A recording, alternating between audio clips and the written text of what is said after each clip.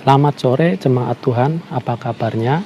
Kiranya selalu diberkati dan dipenuhi dengan penyertaan dari Tuhan senantiasa.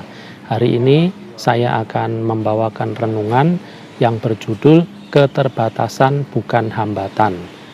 Firman Tuhan hari ini saya ambil dari Matius 14 ayat yang ke-13 sampai 21. Firman Tuhan ini adalah sebuah perikop yang judulnya Yesus memberi makan 5.000 orang. Nah, saudara baca sendiri nanti di Alkitab. Saya akan fokus langsung di 3 ayat, yaitu ayat 16, 17, dan 18. Demikian bunyinya, ayat 16, tetapi Yesus berkata kepada mereka, tidak perlu mereka pergi, kamu harus memberi mereka makan. Jawab mereka, yang ada pada kami di sini hanya 5 roti dan 2 ikan. Yesus berkata, bawalah kemari kepadaku. Renungan ini mengingatkan saya tentang situasi dan kondisi hari-hari ini setelah wabah ini menyebar di seluruh dunia. Banyak aspek yang terdampak di dalam kehidupan kita. Banyak tempat pekerjaan kita yang terganggu tidak selancar sebelumnya. Sehingga Tuhan izinkan banyak di antara kita yang mengalami hari-hari ini seakan-akan mempunyai hanya 5 roti dan 2 ikan. Nah, bagaimana agar sikap kita, agar kita tidak khawatir, tidak membiarkan keterbatasan ini menjadikan hambatan dalam hidup kita. Mari kita belajar kepada Tuhan Yesus apa yang dilakukannya. Dengan hanya 5 roti 2 ikan, dia bahkan bisa memberi makan 5.000 orang. Kita lihat yang pertama, Tuhan Yesus menggunakan apa yang ada pada kehidupan kita. Jadi kalau kita hari ini hanya punya 5 roti dan 2 ikan, tidak perlu khawatir, itu cukup kok. Yang penting kita percaya Tuhan punya kuasa untuk melipat gandakan apa yang ada pada kita itu untuk memberi makan atau memberkati banyak orang. Jadi kalau hari-hari ini ada yang kehilangan pekerjaan karena pengurangan karyawan, ada yang gajinya dipotong, ada yang gajinya ditangguhkan untuk dibayarkan, semua itu membuat kita khawatir, ini cukup enggak ya? Seakan-akan kita berkata, saya hanya punya 5 roti 2 ikan Tuhan. Apakah ini cukup untuk memberi makan anak istri saya? Ingatlah, tidak perlu khawatir, pakai apa yang ada. 5 roti dan 2 ikan itu di tangan kita mungkin tidak cukup, tapi di tangan Tuhan. Contoh nyata dalam perikop ini, saat kita berserah kepada Tuhan, 5 roti dan 2 ikan cukup untuk memberi makan 5.000 orang. Kemudian yang kedua yang dilakukan Yesus yaitu ayat yang ke-18, Yesus berkata, bawalah kemari kepadaku.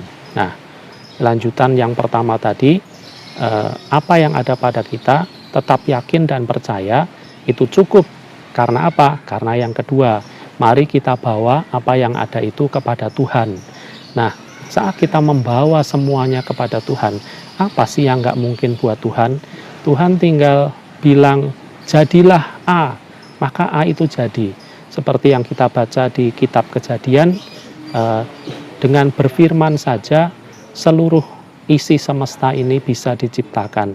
Apalagi cuma untuk mencukupkan kehidupan kita. Itu cuma seujung kuku bagi dia. Yang ketiga, agar keterbatasan itu tidak menjadi hambatan dalam kehidupan kita, kita lihat di ayatnya yang ke-19, setelah Tuhan Yesus berdoa, mengucap berkat, memecah-mecahkan roti itu, dia memberikannya kepada murid-muridnya. Lalu murid-muridnya membagi-bagikannya kepada orang banyak. Kebayang nggak sih ketika murid-muridnya itu menerima 5 roti dan 2 ikan dari Tuhan Yesus, pasti mereka deg-degan ya, mereka takut malu dengan orang-orang banyak itu. Kalau nggak cukup gimana Tuhan? Kalau mereka marah gimana Tuhan? Ini bahkan untuk makan 2-3 orang saja mungkin nggak terlalu kenyang. Lah ini 5.000 orang laki-laki, belum termasuk perempuan dan anak-anak. Tapi yang dilakukan para murid apa? Mereka tidak banyak, mereka bahkan tidak bertanya sama sekali. Mereka percaya sepenuhnya Tuhan akan melakukan mukjizatnya. Tuhan akan sanggup mencukupkan, memberi makan 5.000 orang yang hadir pada waktu itu beserta para wanita dan anak-anak yang menyertai mereka. Nah, cerita ini bisa menjadi teladan bagi kehidupan kita. Kalau hari-hari ini seolah-olah kita hanya memiliki 5 roti dan 2 ikan, kita nggak perlu panik. Kita percaya saja bahwa apa yang ada pada kita, banyak atau sedikit, itu nggak ngaruh buat Tuhan. Yang penting kita beriman, kita bawa kepada Tuhan apa yang ada pada kita, lalu kita jalankan sepenuhnya apa yang menjadi tugas kita di dunia ini. Kita cukupkan anak-anak dan keluarga kita memberkati orang-orang di sekitar kita, memberkati gereja kita, memberkati tempat kerja kita, semuanya Tuhan akan cukupkan. Bahkan tanpa disadari masih tersisa 12 bakul lagi. Ya, ajaib ya. Bapak Ibu, Tuhan kita luar biasa. Kiranya lewat renungan ini kita diyakinkan, kita dikuatkan bahwa kehidupan hari-hari ini yang bagaikan matahari yang akan tenggelam seperti di belakang saya itu, yang sebentar lagi kegelapan akan meliputi tempat ini, tapi tidak perlu takut dengan kegelapan itu. Karena ketika rasa syukur itu ada dalam kehidupan kita terobos terus kegelapan itu, dan dengan iman percaya tetap yakin bahwa di ujung sana sang surya akan menanti kita kembali, dan surya dari Tuhan itu akan bersinar kembali untuk kehidupan kita. Demikian firman Tuhan hari ini, kiranya memberkati kita semua. Tuhan Yesus memberkati. Shalom.